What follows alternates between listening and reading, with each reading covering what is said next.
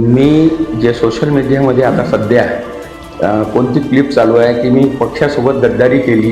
मी पक्षासोबत पहिल्यांदा तर मी पक्षासोबत गद्दारी केलेली नाही. काहून की मी 3/5/2023 रोजी मी माझ्या पदाचं उत्तर भारतीय मोर्चा जिल्हा अकोला ग्रामीण याचा मी राजीनामा दिलेला आहे. माझ्यासोबत ते प्रूफ आहे की मी राजीनामा दिला. त्याच्यानंतर जे त्याच्यात आमचे लाडके आमदार बोलले की हे समाजासोबत घात केलं. मला असं वाटते की मी पूर्ण मूर्तिजापूर शहरामध्ये मी कोणालाही माझ्या समाजाच्या माणसाला हे सांगितलं नाही की तुम्ही कमळले वोट द्या की कोणाला वोट द्या. मी कोणाला सांगितलेलं नाही आहे. तसंच मी म्हणजे पक्षात नसून काही विषय रचला नाही. मी एक भाजपपासून मनापासून जुळलेला लहानपणापासून मी भाजपचं काम करत असतो. पण तरीही मला कोणत्याही वेळी भाजपच्या कोणत्याही कार्यकर्त्यांना किंवा भाजपनं मला देऊन की बोलवा म्हणून और बोलवून मला कोणत्याही कार्यकराला का करायचं आहे का नाही करायचं आहे ते मला कधी बोलवलेलं नाही. मला नाही वाटत की मला या 5-6 वर्षात बोलावलेलं आहे. मी पदावर होतो त्यावेळी मला बोलावलं नाही आणि आताही कोणता कार्यक्रम असतात तर मला बोलवत नाही. तर मी पक्षासोबत गद्दारीचा तर सवालच नाही. राहिली समाजाची गोष्ट तर मी समाजासोबत एकही माणूस मूर्त्यापूरमध्ये भेटणार नाही की मी समाजासाठी बोललो किंवा कोणाचं काम करायचं कोणाचं नाही. आणि जे लोक सांगतात की ते माझी आवाज आहे आणि ते आहे ते आहे तर मी आवाज तर कोणी AI माध्यमातून करू शकते. तर ते आवाजचं काही घेणं देणं नाही. कोणी जर मला पक्षानं आमच्या वरिष्ठ पक्षानं किंवा आमचे आमदार साहेबांना बोलावलं त्यांना असं वाटलं की मला बोलावून विचारपूस करायची आहे तर मी अर्ध्या रात्री तयार आहो. कधीही मी येणार.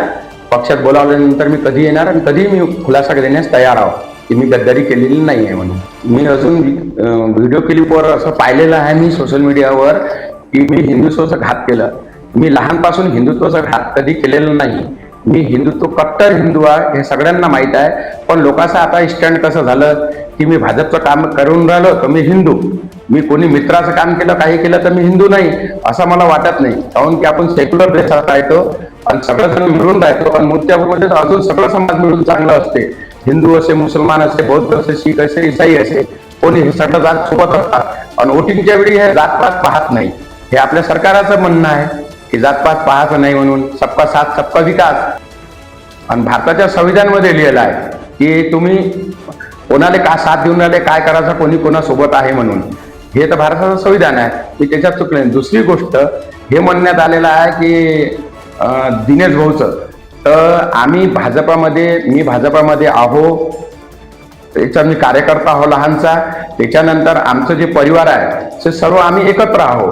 पण त्याच्यातही काही जण असं वाटतं त्यांना की हे वेगळा आहे तो वेगळा आहे हा भाऊ वेगळं. अरे आम्ही पानीमध्ये ते हिंदीमध्ये कहावत है पानी में लाठी मारने से पानी अलग नहीं हुआ करता. क्योंकि हम तो सब भाई है ना. उसमें भाई से ज्यादा बढ़कर क्या हो सकता है करके. परिवार आहे तर राजकारण आहे. राजकारण आपला गाव आहे आपला देश आहे. आपण असं छोट्याशा मनापासून विचार करून छोटीशा गोष्टीला लंबवून मला असं वाटत नाही याच्यात गावाचं किंवा देशाचं किंवा मूर्तिजापूरचं हित होणार आहे.